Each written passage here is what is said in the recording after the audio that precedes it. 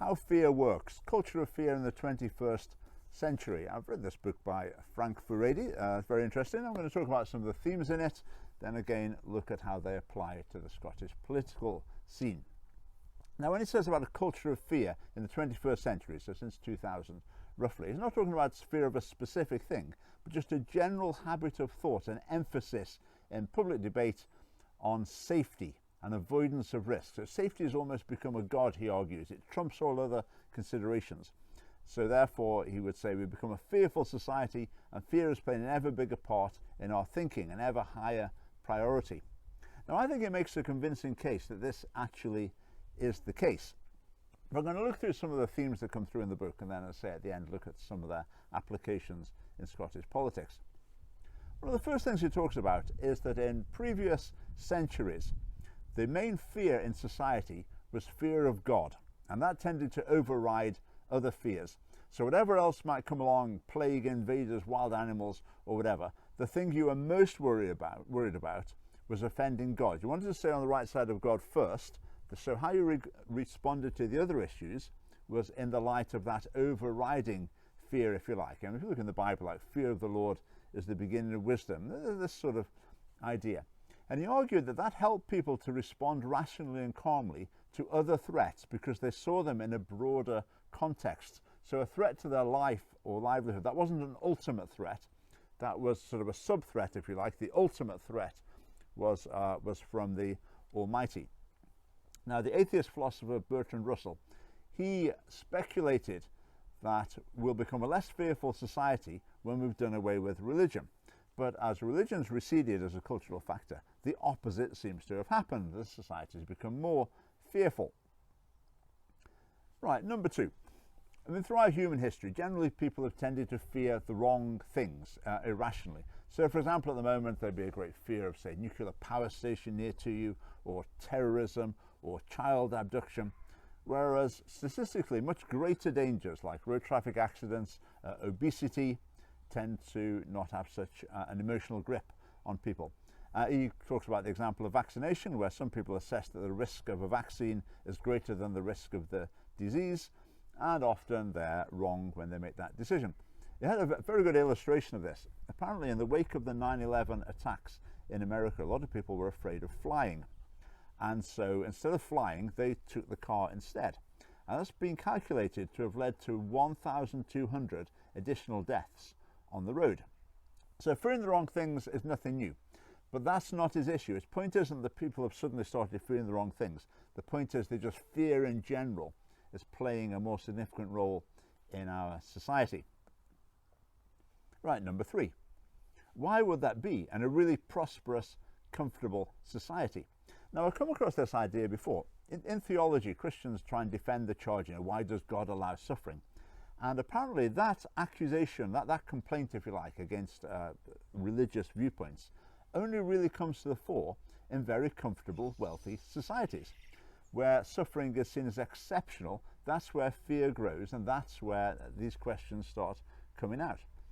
So is that the case with a culture of fear? Does it come out in comfortable, wealthy societies? Well, it seems that it doesn't. Because some very wealthy societies have celebrated risk-taking and courage rather than risk minimizations. Often civilizations at their strongest point and their most successful eras have had this risk-taking attitude. Look, for example, at 19th century Britain. I mean, what did the rich do with their sons? Did they sort of keep them wrapped up in cotton wool? Did they send them to boarding schools? Those days were pretty tough, unyielding, in some senses dangerous places. Then they put them in the military to go and have their adventures there. And they thought that that built the necessary character traits within the young. I went down to Portsmouth a few years ago when my eldest son was 12. And it struck me that on HMS Victory, Nelson's flagship, 12-year-old boys would have been on the deck of the warship in battle. Whereas now for 12-year-old boys in the museum, they had a soft play area. A few years ago, I was in North Berwick in a bookshop, and I picked up some sort of annual for British boys or something from the Victorian era. And it said, boys love to climb trees. And it said, boys who are especially brave can climb to the very highest branches. And it said, usually British boys are a bit more brave than boys from other countries, and they go even higher. Now, obviously, it's easy to mock that, and it's not true, but you can see what they're getting at. What it's trying to do is to create that situation. It's a challenge. It's saying here's an ideal to try to live up to, that to be British, to be superior to the other nations, you have to take a few more risks. You don't hear that sort of idea anymore. It would tend to be the opposite that would be being promoted to young people. So if you've got a nation that's saying, we've got great projects for you to participate in, great adventures to be had, causes in which to be courageous, then risk-taking can be celebrated. But a culture of fear maybe sets in more in comfortable societies lacking this sense of noble purpose. Okay, so this culture of fear, what does it involve? Number 4.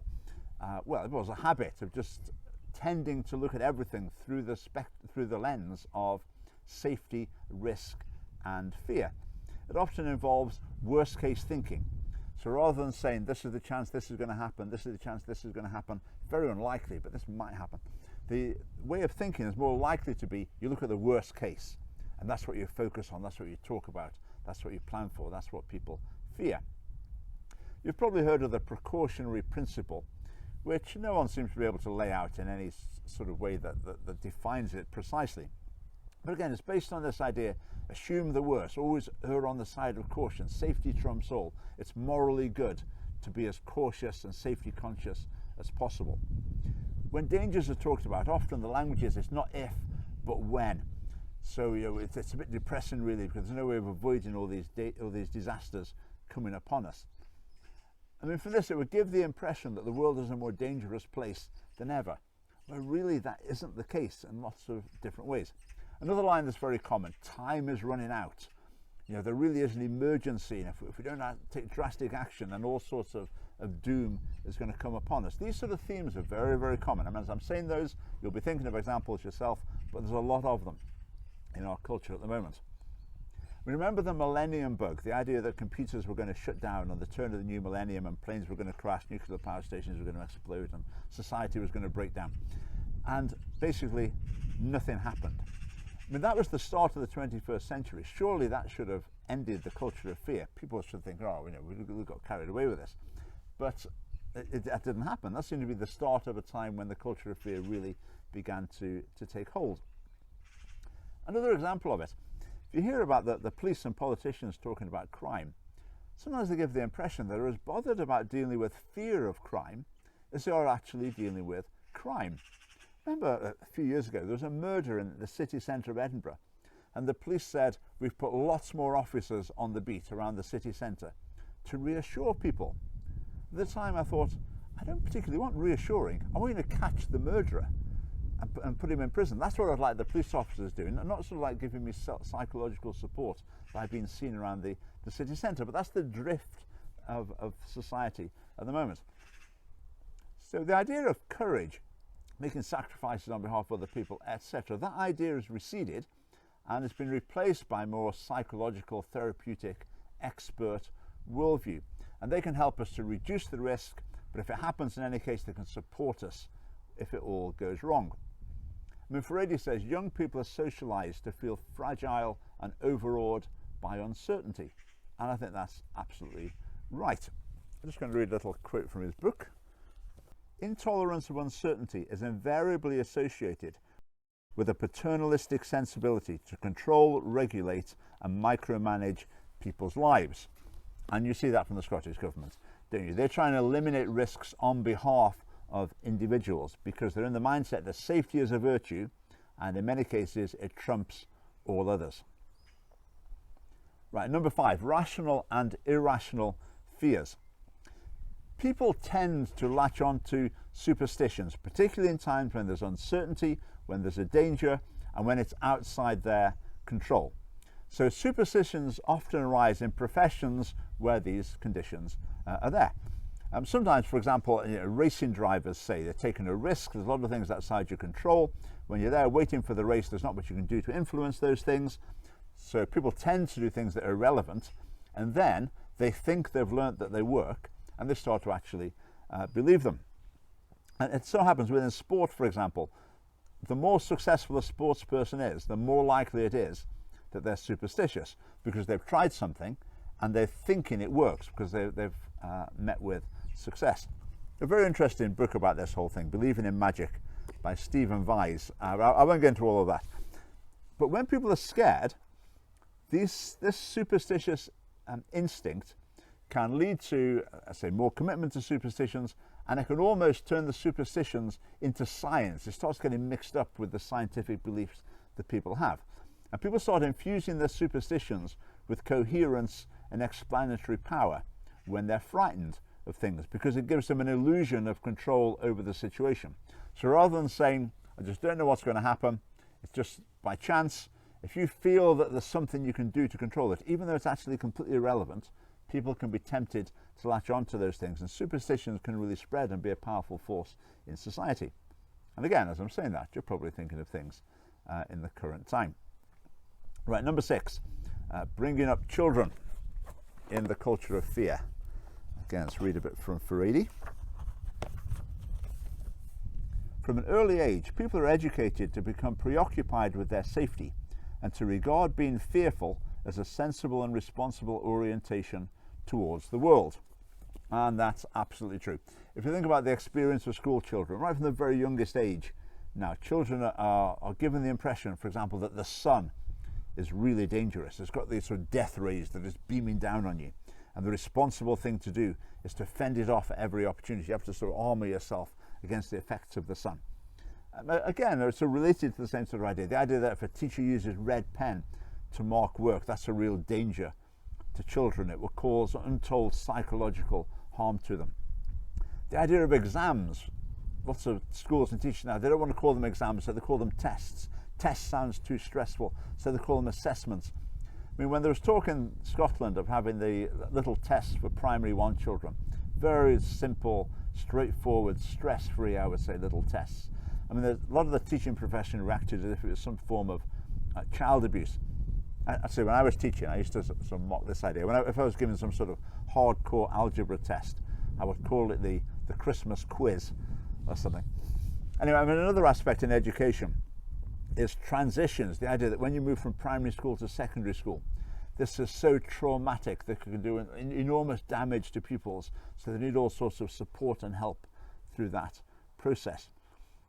And again, the impression's given that these things are so much more hazardous. Life is so much more hazardous than it was in the past. When it comes to, say, sex education, the phraseology is often it's about maintaining sexual health. So the primary consideration with sex is that it can be unhealthy, it can damage you, it's something dangerous. There is that side to it, but to put that front and center is unusual. I would say, I mean, it used to be sexual health, sex was presented more in a moral framework, but it's now more in a health framework. There's an assumption as well with children generally of emotional fragility. Children need to be protected from criticism, from anything that might damage their self-esteem. This leads to the therapeutic ethos in schools, where it's, be emotional, talk about your emotions, seek support, take time out to deal with your emotions. And at the extreme of that, we've got the redefinition of child abuse proposed by the Scottish government, making make a child feel that their feelings are worthless, and that's a form of abuse. So that's very definitely the direction things are heading in. Let's read from Furedi again. The contemporary account of personhood pours scorn on the stoicism and the ideal of the stiff upper lip. From the standpoint of a medicalized worldview, the stiff upper lip as a metaphor for the display of fortitude in the face of adversity is ridiculed as a symptom of emotional illiteracy rather than endorsed as a model of strength. I think that's absolutely the case. And for young people, not just young people, it applies to all ages, but it can amount to a degree of learned helplessness as well. The idea that if something's gone wrong, you phone the helpline. You can't deal with it yourself. It's someone else's job to come and support you in that. Another element of this fearfulness and sort of fragility they project onto young people is the whole bullying ethos. So you get that anti-bullying lesson. Here's Fred, here's his story. People called him bad names. He ended up committing suicide. Here's Bill. People called him horrible names, but he survived. He lived through it. Okay, he's had lifelong damage, but now he's doing well and just about getting on with his life with lots of professional support. And the bully needs professional support as well. And that undermines people's sense of resilience. And now that's leaked through into adult society as well. Workplace bullying is now a very common term that's used. Whereas what used to be called as office politics or having a bad boss becomes, being the victim of workplace bullying. So adult society has been pulled in the same direction. Again, back to Furedi. A man who has nothing which he is willing to fight for, nothing which he cares more about than he does about his personal safety, is a miserable creature who has no chance of being free, unless made and kept so by the exertions of better men than himself. That's a quote from John Stuart Mill. How often would you hear that thought? How often is that sort of message presented in the school assembly, for example? Hardly ever. It would always be your rights and keeping yourself safe and healthy, or whatever. The expansion of the diagnosis of emotional harm is not confined to children, as discussed above. Contemporary cultural norms work to continually lower the threshold of acceptable distress, and therefore encourage individuals to interpret unpleasant experiences as damaging to their health and emotions. And that's definitely what's taking place in Scotland on an industrial scale. Now, probably by now you're thinking of safe spaces as well. Let's see what he's got to say about this. So we talked about going into adulthood, into the workplace, but the same ethos goes into university as well. That many university students are emotionally drawn towards practices that promise to protect them from judgment is not surprising. From an early age, school children are socialized into the commanding pedagogic values of empathy, self-esteem, and unconditionally respecting the views of others. With so much time and resources devoted to affirming the identity of young people, it's not surprising that they believe they have a right to be validated. So when they arrive at university, they regard an ideal classroom environment as one where their selves and their views are accepted and affirmed. Many undergraduates may have never heard of a safe space, but their socialization has disposed them to expect their institutions to validate their identity. Conversely, many undergraduates regard serious criticism and debate as an unacceptable challenge to their persona. And we see that sort of culture throughout society. Right, number 7. In a society, there's a devaluing of courage. The trend is that if there's a hero from the past, they need to be brought down to earth. They need to be flawed. They need to be shown to have been foolish or evil or whatever. And the classic case recently was the Green MSP trying to make out Churchill was evil in various ways. So it's not just that he focuses on Churchill as a one-off. It's part of a broader theme of devaluing heroes of the past who might have been courageous. And instead of heroes, Furedi would argue, what we tend to honour now are survivors. So it's not people who chose to risk themselves in a noble cause, it's victims of fate who've gone through a bad experience but are making the most of it. Now, I think, I thought about that. I hadn't really thought about this issue before, but when I read that, I thought about the BBC News website, and there's so often a story about someone who's painting pictures despite having lost all their limbs to a disease or something, which you think, okay, great that someone's doing that, but there won't be so many stories, policeman injured as he fought to arrest a murderer, fireman gets burnt saving child from burning building. So I don't think anyone in society has made a conscious decision that these are the stories they're going to honour, these are the stories they're going to push aside, but I still think it's happening. So that was a new idea for me, so I thought I'd just look out and monitor whether that's the case. So I thought I'll check the BBC website today. So I did. I just went to the BBC website to see what story was on, and there was a story about someone, I lost my legs, but I'm still dancing. So great, that's a good story, but I think it does illustrate what Furedi is saying, that that's the sort of story they like, rather than one where someone's willfully put themselves in harm's way for the benefit of other people. Right, number 8. He talked about historical revisionism, and he said lots of people today, they can't accept that in the past people had more fortitude and resilience. So when they faced disasters and hardships, they were able to cope with them much better than people are at the moment. So they tend to look back and say, okay, they might have seemed to be okay, but that's just because their emotions were repressed, their psychological problems are undiagnosed. Whereas actually, it seems like people could actually cope better in some other societies. He used the illustration of the Aberfan disaster in 1966, where the material sort of came down, buried a primary school. And researchers monitored the process of that village in the years that came. And a year later, some researchers said, look, these these people have basically declined most of the professional help offered to them, and they've got back to normal pretty quickly, and it's quite remarkable how well they're doing. They don't really seem to be particularly scarred, and the society seems quite healthy.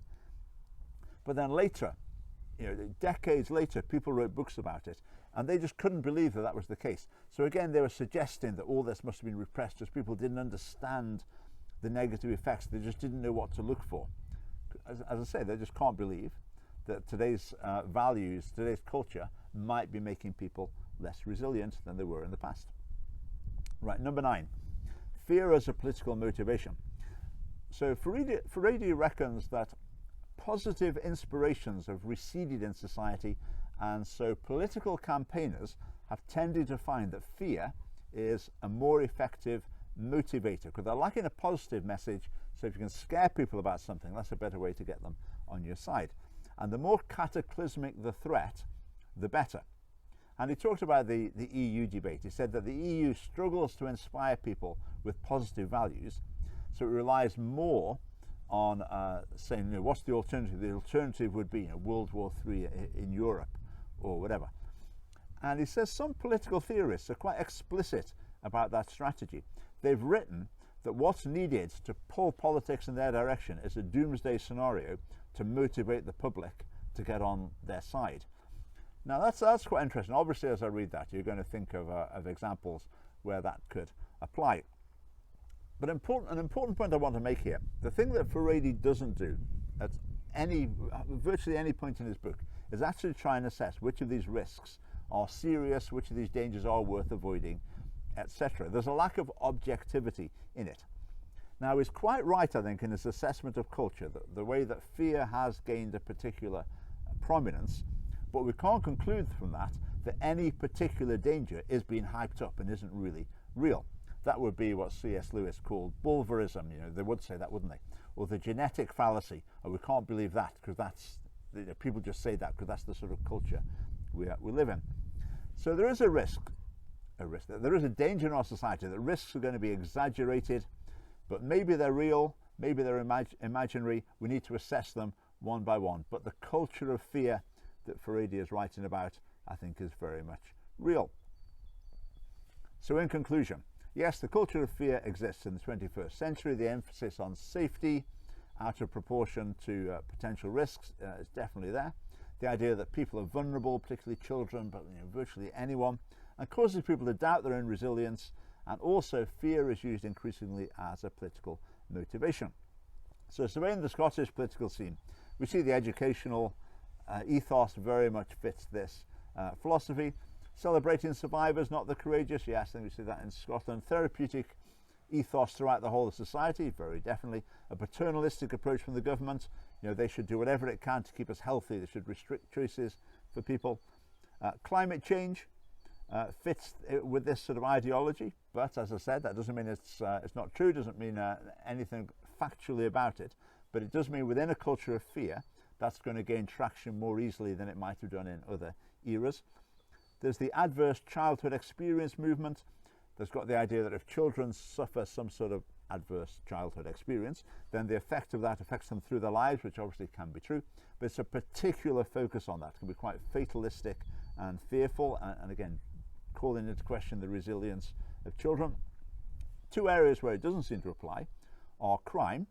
People fear crime, but the Scottish political establishment doesn't seem particularly keen to crack down on crime or try and deal with that in any sort of proactive way.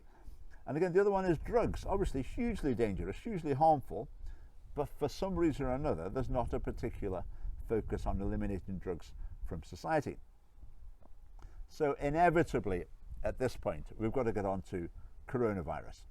Now, coronavirus is obviously the ultimate raw material to be ignited by a culture of fear. Well, maybe not quite the ultimate. I mean, you can imagine a much worse illness than coronavirus.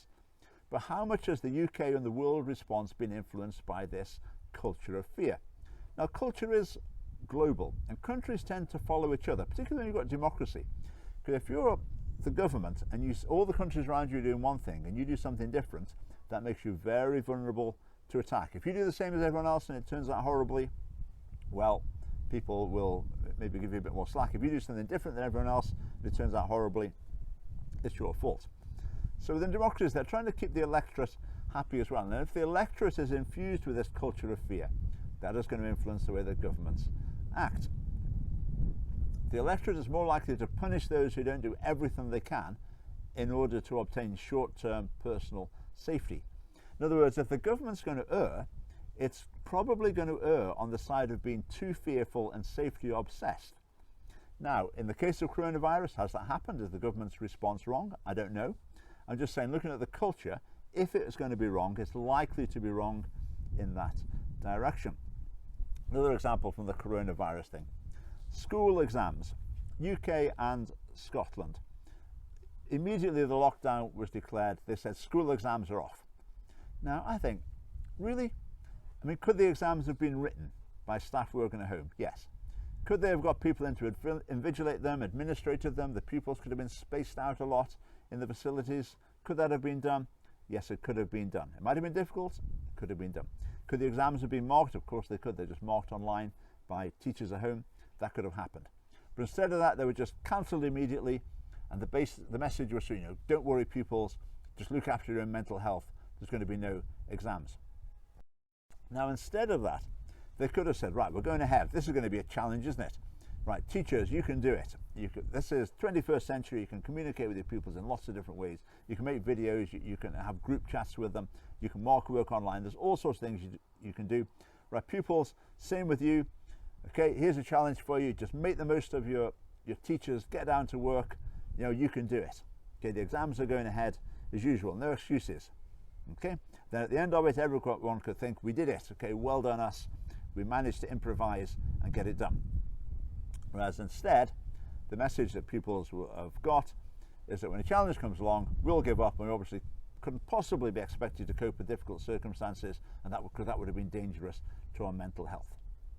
Now, when it comes to pupils in exam years, what would have been better for them in this time? To be really working away from home and trying to improvise and speaking to their friends, speaking to their teachers, really getting on with their work. Would that have been better? Or the current sort of cruising along and not really with any targets? I think probably would have been better for them to be working away towards a goal. Now, I know there's lots of other factors involved in this decision. Okay, maybe people say, I haven't thought about this, that and the other. It wouldn't be possible to do the exams. But my point would be this. Did they even consider the possible positives of going ahead in terms of strengthening the ethos of society and teaching the young people an important lesson? I bet that never entered into any of the discussions. Just went automatically to plain safe. Let's look in the crystal ball in Scotland. What's going to come in the future? Speed limits. In various cities, they're going down to 20 miles an hour. Is that going to be the end? No. In the current climate, there's only one direction speed limits are going to go. Because the argument goes, look, we've got the evidence, it's safer, less people get injured when cars drive 10 miles an hour slower, therefore that's what we should do. And where's that going to end? Who knows? It's interesting to look at alcohol. Alcohol is a very serious health problem in Scotland, and they can try and tackle that, because that's a sort of non-moral issue. Alcohol is a serious social problem in other regards as well, in crime and violence, but they're much less willing to tackle that because there's a moral element in it. So they're more comfortable with the message of trying to protect yourself from the danger of alcohol rather than a message of moral responsibility. When the Scottish government's at war with sugar, again, that's part of the drive to protect people from making the decisions that will lead to ill health. Same with cigarettes, really hard on cigarettes. I'm not saying I disagree with that, but it's interesting, they're so hard on cigarettes and yet so soft on other illegal drugs. I'm not quite sure why that is. Some people have suggested it's because cigarettes are sort of associated with older people who are a bit old-fashioned, whereas illegal drugs, they're sort of cool and trendy, so they don't want to be too tough on them. I mean, how long is it going to be before kids dress like American football players to play soccer? I mean, anyone involved in a school will tell you the push is always in the direction that you need more safety equipment, more training, more special qualifications to do any sort of activity. Now, generally with Scottish society, with Scottish education in particular, if you want to know which direction it's going, there's normally a pretty good rule of thumb. If you think about the typical mother and the typical father when it comes to dangerous activities, the mother's probably more likely on average to be the one saying, oh, be careful, not sure you should be doing that, not really happy with you doing that. And maybe usually the father might be the one more often saying, yeah, go on, you know, be careful, but yeah, be a really good thing to do. It's a bit of a challenge. I'm looking forward to hearing about your adventures. Now, again, there's a valid place for both of those. They're complementary points of view. But in Scottish society, Scottish education, which direction is it always pulling in? It's always pulling more towards the values that would be more typically feminine. Now, Frank Furedi's book was very interesting. I think it moved my thinking forward in a few new directions. I hope you find that interesting as well.